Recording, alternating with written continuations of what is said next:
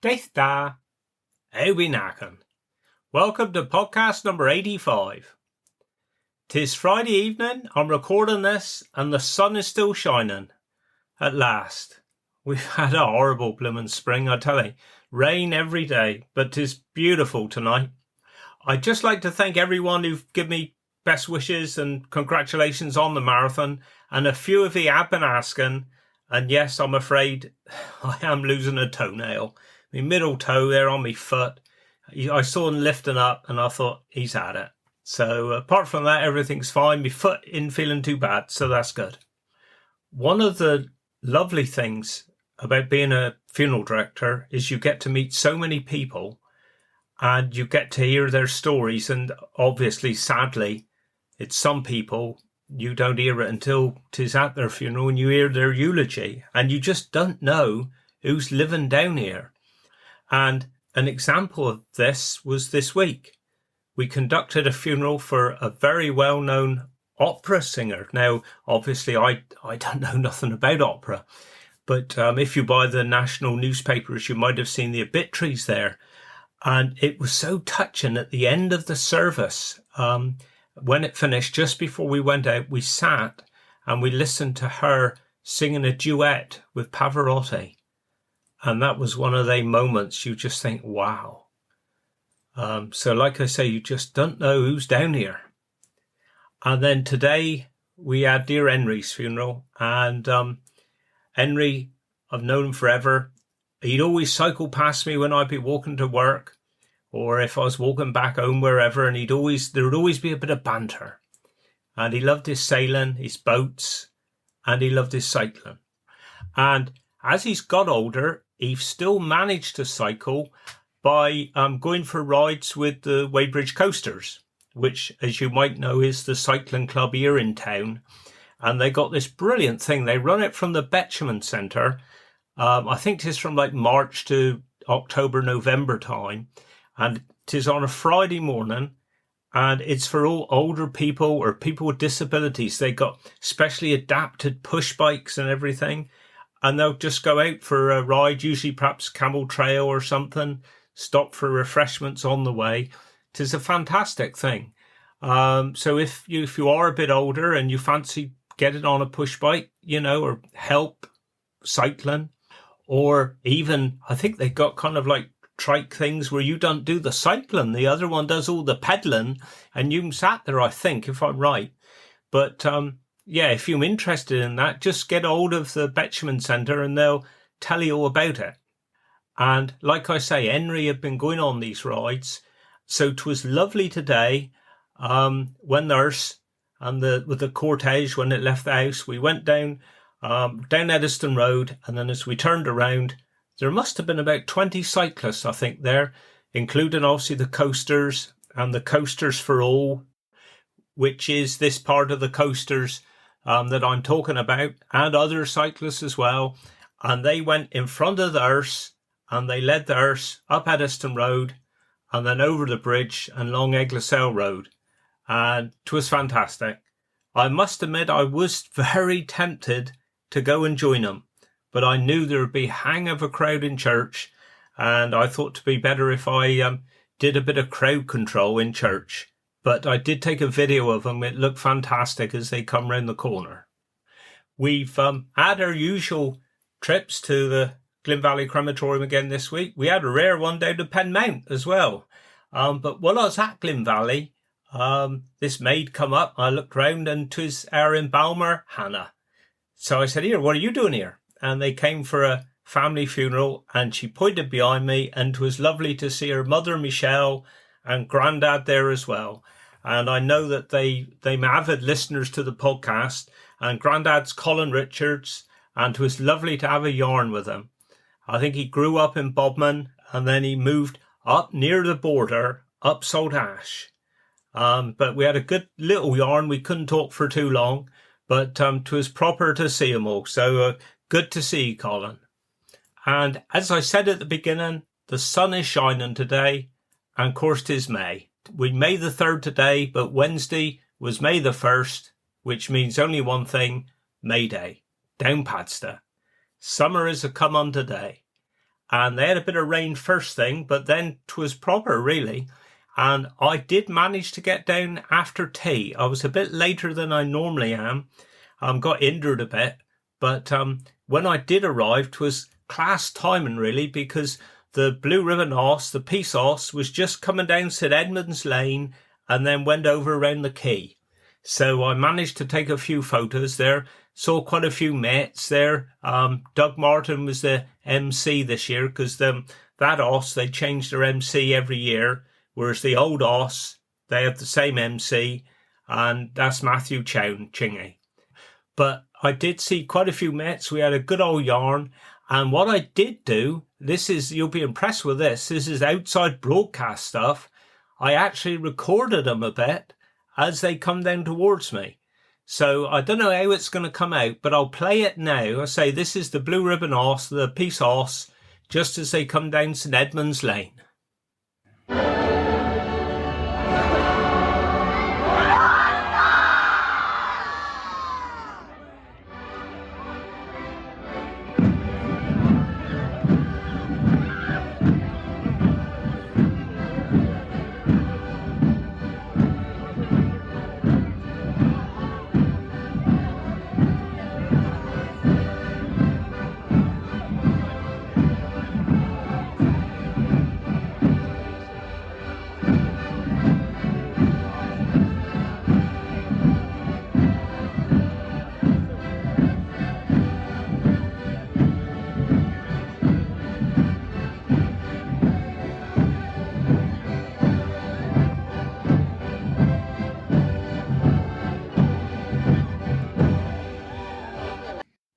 Well, there we go. I hope it come out all right. Wasn't it class? Just the accordions, the beat of the drum.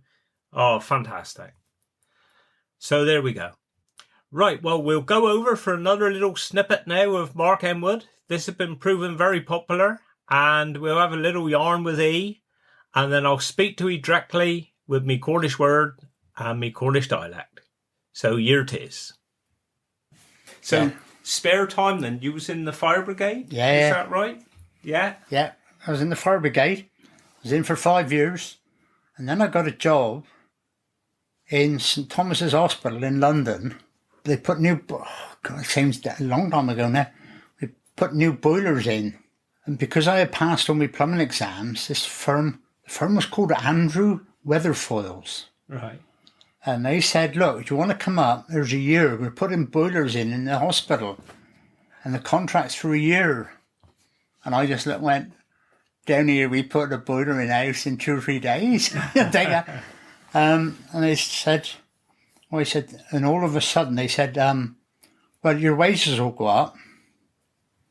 Because they've been working up on St Brian Coalpole Zone. Right. We were doing the waste pipes and overflows and things. And they were putting all the main big supplies in up there. So discussions took place. They said, I said, I can't really go up there for a year and not be able to be on call for fire brigade. So I'll leave the fire brigade. Stayed in Mrs O'Guire's. It was a roof room, completely uninsulated. There was 2 glass cast iron frames in the roof, which leaked. And there was 6 beds. And 6 wardrobes. And every day the breakfast you had was exactly the same. To the number of beans, I used to reckon. And we go across the road in St Thomas Hospital, downstairs. There was 3 plumbers. And we had a mate. And we had a labourer. And we had a gopher. Right. That's the only time in my life I used to smoke in those days. Oh, go and get us 20 number 6 and give him the money and he would go off and come back. The other gopher, he'd make tea. There was 8 boilers in that boiler house. Yeah. And you could stand inside every one of them. It was that big. And then when I got there, I thought, maybe this is why it's taken so long. We had old railway carriages in the boiler house for stores. It was that big. And I looked up and chap was there, so they brought the pipes down ready for us. And I looked at these pipes, and I had threaded pipes and seen threaded pipes. So we'd done the cinemas for Ronnie Williams and David and that. So all of a sudden in there, there was 6-inch pipes.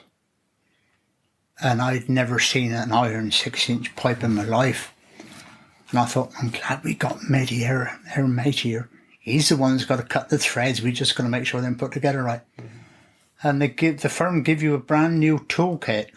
And my toolkit was in 3 boxes and I couldn't pick any of them up. The tools, we had Stilsons. We had 4-foot long Stilsons. It literally would take 2 of you to carry the bloody thing, let alone try to tighten something up with it. And you're hanging off in the middle of nowhere. You go back, it was up there for 3 weeks. Then you come home for 10 days. So I come home, just come back by train. Mum would go, pick you up in Bodmin, dear. On the way back, like this Saturday evening. So, Monday, you got your tools home, you're still in there. Yes, mother, what do you want to do? Well, we're doing the bathroom over so-and-so for something. Yeah, week's holiday, my ass. Yeah. You go back up there, and all of a sudden, when I come back, I came back and I thought to myself, I was 20, 18, 19, 20, 22, 23. Right. I came back home after 6 months, and Dad said, where are you going today? And I said, I'm going to Phillips and Geek then, or UBM Motors or whatever. I said, I'm going to have a look at a car. Really? What are you after me? XR3. And Sfar just went, what's that then? It was a Ford Escort. Oh, yeah, nice little cars, isn't it? Yeah, so went out there. I always remember walked in and salesman up said, good morning, sir, can I help you at all? I said, XR3. I said, what spec have you got? And, well, a popular car. We have our job to get hold of them. We have to take what they've got. You've got a new one come in this morning. I said, can I have a test drive? He said, have you a license? I took a license. And he said, here you are. And just as I was going out the door, he said, oh, somebody wanted him on the phone. He said, take the car up the road, but don't you race it, will you? I said, no. I thought, that's the fastest thing that I'd ever seen in my life. Yeah. Shot up the road and come back. And I said, how much was that? He said, well, as it is, with 12 months tax, we'll put the tax on. He said, that will be, I think it was £890 plus purchase tax. And I went, yeah, I'll have that. He looked at me and said, do you want terms? I said, no. Handed me coat pocket out from this. This is London money, mate. Yeah. I used to get £23 a week subsistence money. Right. When I was home here, I was taking home £7, 18 shillings a week. I got more than that in just hanging around. Yeah. My first week's wages was basically £2.80 for 44 hours. I got up to about 7, 8 quid. Went to London. And I was getting 40-something pound plus lots of perks on the top. And when you do that, but you still live on your Cornish lifestyle, all of a sudden, you go, yeah, I will have a car when I go back. Yeah, and, exactly. And come back with the car and think, yeah, got the car, had that one. And then I knew chap down when Weybridge Tire House was down on the Bradford Quay Road down, or no, this road, Harbour Road, down that end. A chap called Johnny Beer down there. I was talking to Johnny. Yeah. And he said, oh, Dad got a farm out on the downs, other side of Bodmin. I said, yeah. Got any cars out there with nice number plates? I could do with a nice number plate. Come in and have a look. So I went out there on Saturday night. Went out there, drove down the road, and I looked around, and there was a black and yellow 1954 Zephyr. Right. He was yellow originally, but somebody painted the black stripes on the side, but done properly. Yeah. And there he was in age. And he had to get a tractor and drag the car out the hedge because the number plate was missing off the front. And nobody could remember what it was. I pulled it out and there was 7 CCV. Yeah. So I said to his dad, I said, have you got the logbook for that, Mr. He said, yeah, Mrs. will have it. So goes indoors, comes back out. He said, what have we got to do? I said, we've got to get the police to come out and verify that the number exists and all that. And there's a lot more performance than it is today. So out he comes. There was the logbook. So I'll give you 20 quid for him. He said, you'll give me £25, not a penny less. But, so you've got to get rid of the car because he's only chucking up me road. I went, yeah, all right. So give him his money, give me the logbook. And after a heck of a performance, bloke came out and saw the car was there to verify it was. And I've still got the original logbook. Okay, Yeah. And they reissued 700 XAF. Right. So I sold that one as well. And they'd given me 77 SAF. Right. And I sold that one to Safeways, the supermarkets. Yeah. Sold that to them. And I sent the logbook back in again, and I had a letter come back. Dear sir, we think 3 number plates off one car is enough. It wouldn't let me have it back again. They sent a thing back with this letter. Oh, no. I lost the letter, but I still got the logbook. So we got that one out, and I sold the car to a bloke for banger racing. Did he? Yeah. So he come up and towed it out and put a new engine in it, and they banger raced it for quite a long time. Oh, But that one came back, and I bought a Dolomite Sprint from Ayres's, and I put that number. The car was HRL 721N, and I took that number plate off and put on 7CCV, and that is 52 years ago. Yeah. And I still got the number plate now. When the first time I had to change it, it was £8 plus 10% VAT. Right. £8.80. Yeah. I've liked a number. 7's my lucky number. CCV's Cornish. Cornish, Thank you very much. Yeah. And I always thought that I looked at the logbook the other day, funny enough, because when Hawkey's finished, I ended up with about, 5 or 6 inch stack of logbooks Right. from all their old cars. Yeah. And the other day, I had them stacked up in a heap in the corner. So I went down and got me a fold out, what do you call them? File? Because we couldn't think what they were called. Sleeves. Sleeves. You put the plastic sleeves. Oh, yeah. So I put all these in there. Old Days and Onions, Overlands, Rileys, all these. I mean, if we had the car, Yeah. but there was D and then 3 numbers.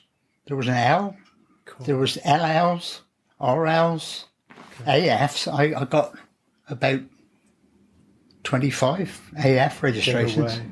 Grant Hawkey, he went off, he bought cars in London and Right, yeah. all these different things. It's great to see him on there. Yeah. And just going back to the fire brigade for a minute, you was on the call at the Bridge on Wall. I did do a lot of different things in the fire service, but the call at the Bridge on Wall with I've got a lady with a hand stuck in a one-armed bandit with Jeff Searle in control of the fire appliance. When Rose said that, I looked at Sue and I said, "You don't believe I was there?" Yeah. There was a few things with the fire brigade which were sad, but other things which were just funny. Yeah. And you look at it and you have to keep the decorum of in Paul's death. They reversed the car back over a bollard, Right. and the car was sat, front wheels on the ground, back end up in the air. Of course, it was rear wheel drive. And this woman was still in the car. The car was ticking over. He was still in drive and the back wheels were going around. And we got down there. I know, help me. I can't get the car down. Hang on, my love. And 6 of us got to the back, picked it up, walked it forward, dropped it down. And she went down quietly across the beach. She was driving away. Some of them was when you come home. Yeah. Mother, I was home living. Mother would say, "You quiet, what's that?" Nothing. Liar. And few of the people over the time were people that I knew, and that Yeah. then is Yeah. no Was that the day of the bleepers then? How would you be notified? bell in your room. Oh, bell in the room. Siren would go off. I have the original siren from Weybridge Town in the garage. And I've also got from Weybridge Fire Station when the Russian invasion was happening, we had those bleepers. Right. And GPO come up and said, we're going to take them out now because the Russians are all right now. And we're right. I said, what are you going to do with it? He said, well, we got a bloody yard full of them then. Well, I'll take that one. He said, all right. And snip, cut the wire. And it's up in the back of my garage here. I would keep on tempting to plug it in to see if it was still a bleep. But yeah, got that. And when they took all the street lights down, there used to be like a hoop with a spike on the top and then a light which had an enamel dish at the back. Right. And they were all the whole of the town had them. And a friend of mine was working for the Sweb and they came to take them all out. And he said, I suppose you want the one from Chapel Lane? I said, where is it? He said, here you are, boy. He went up pole, took it down, up in the garage. Brilliant. Not throwing much away. Because you've seen some changes in town, haven't you? Really? Well, we were talking about the other day, we was talking about our parents. If you dropped her mum or dad and my mum and dad drop them in the town, they wouldn't know where the hell they even were. No. We were talking one day about more like Langs. And it wasn't even a business. It was, for once I'm lost for words. It was an empire that had arms that went here, there and everywhere.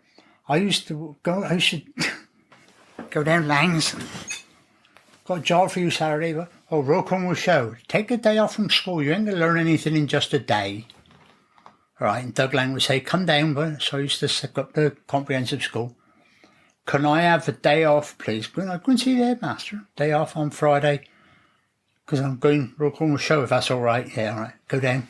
Doug will be down here 5 o'clock in the morning, boy. Down at 5 o'clock. Walk down the road. Load the van. Load the lorries. And the cherries, the first year I was ever up there, I haven't had a cherry since. The lorries loaded out, come in from London, left loaded, drove out, all the women sitting on the back of the lorry were in the van, a transit van, automatic, gets up there, goes around and drops off to all those, remember those wooden huts the Langs had up there? Yeah. Drop off all these cherries, all the family would be up there. And then you get in the bottom, you had to stay in the bottom where the truck was parking behind the flare tent. And then you get a message would come down through. Oh, Dick wants 10 boxes of cherries. So then you had to get from there. I didn't realise you can put quite a few of them up your arm. And you used to walk up with these, or put your arms together. Get up the top, and Dick would take them off your arms. And Dick would say, I think you better go up the top, they're up by the main ring, they may want to. In the days of the show, we would walk that many miles.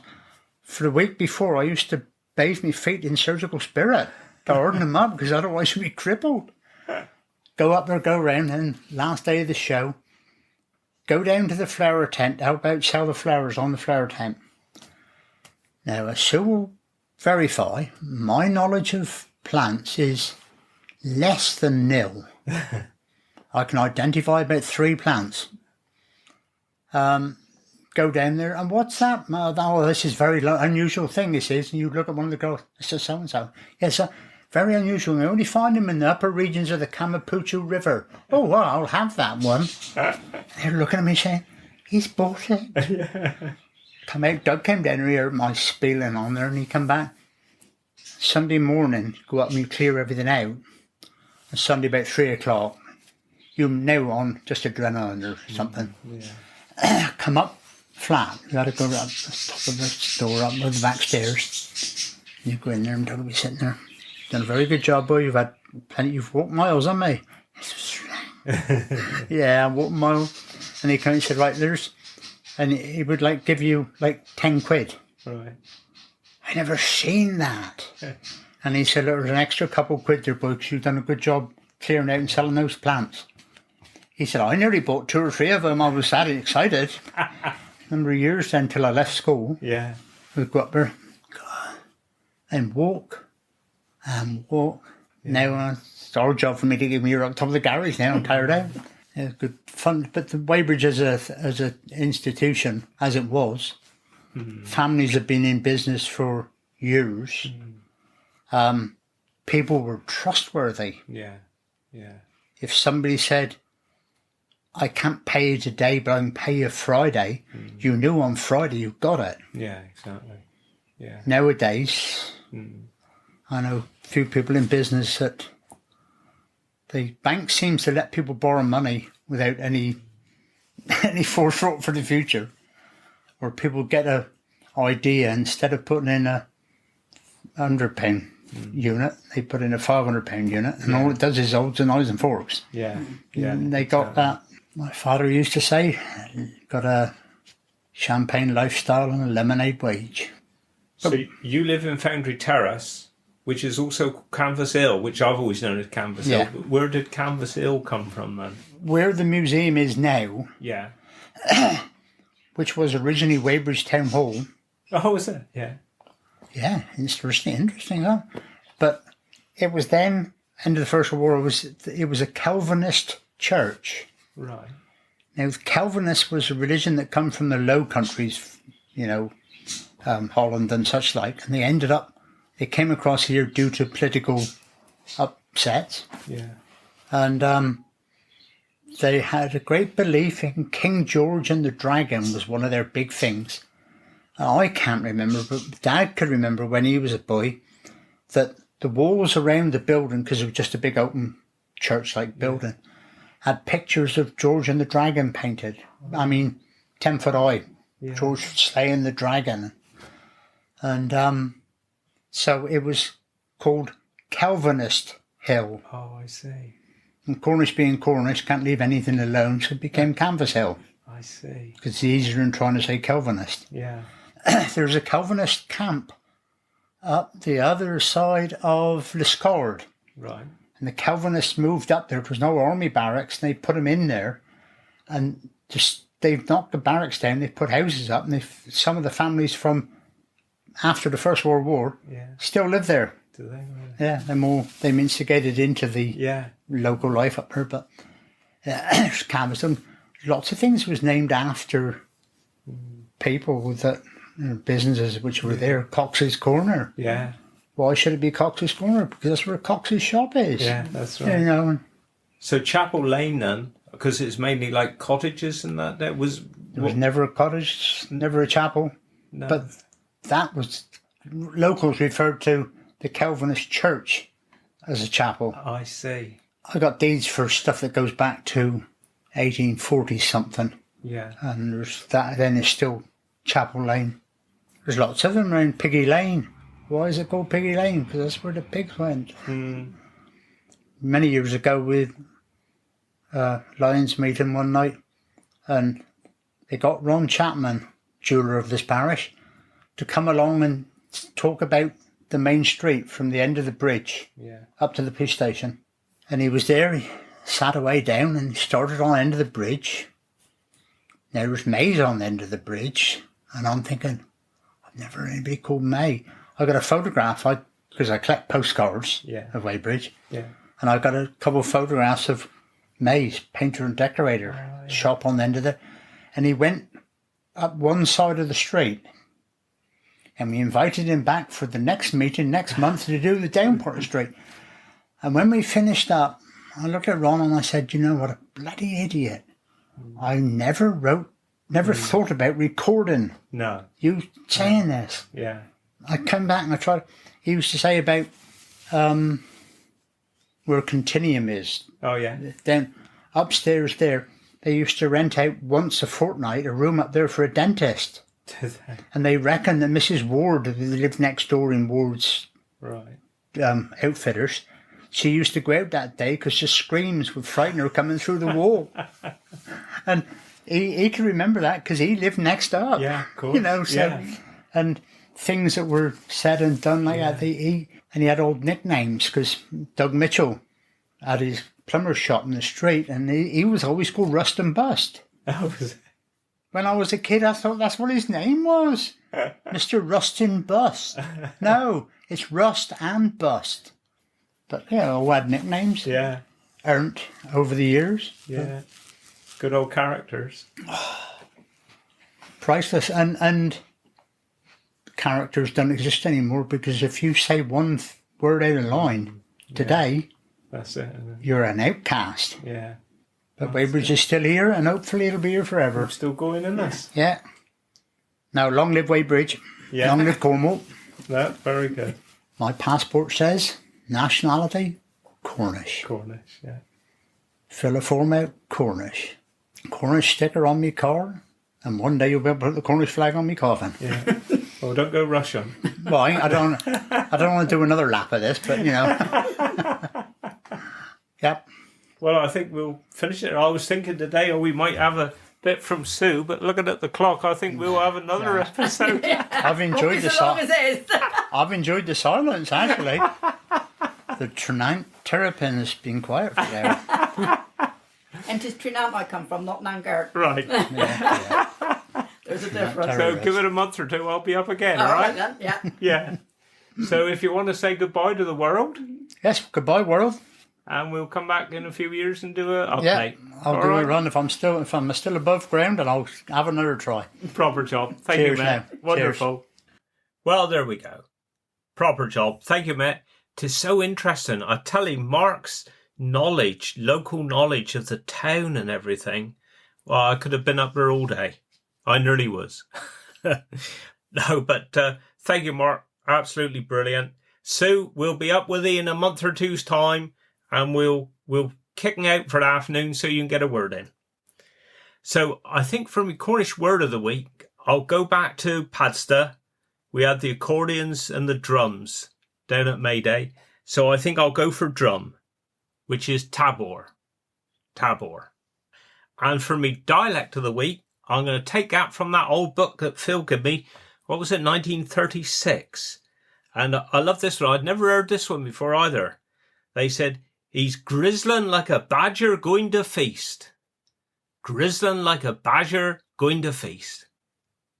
Badger. There we are. That's quite appropriate, really, Phil, but proper job. Right, well, there we go. I hope you've enjoyed it. I ain't got a clue who next week is going to be. Hopefully I'll get time to interview somebody. But I'll leave you now. We got the bank holiday weekend coming up. Maybe them got any football this weekend. We did have a match last week. Then there is a story about that, actually, before I go. We was up Bude, and the manager of Bude's team had booked a pitch.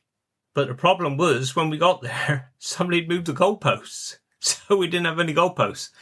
So it was almost like when we was kids, we go and put jumpers down for goals. But she did go across town to the actual Bude Football Club, and there should have been a game there that had been postponed. So we traipsed across there, and Maben did have a game. League match, I think it was, they won 5-2, which was proper. But she got no match this weekend, so hopefully I'm going to cut the grass tomorrow. We'll see how it goes. Right, that's enough from me. So, wish you well, have a good week, speak to you next week. Do get us, Kerno Bisfekan.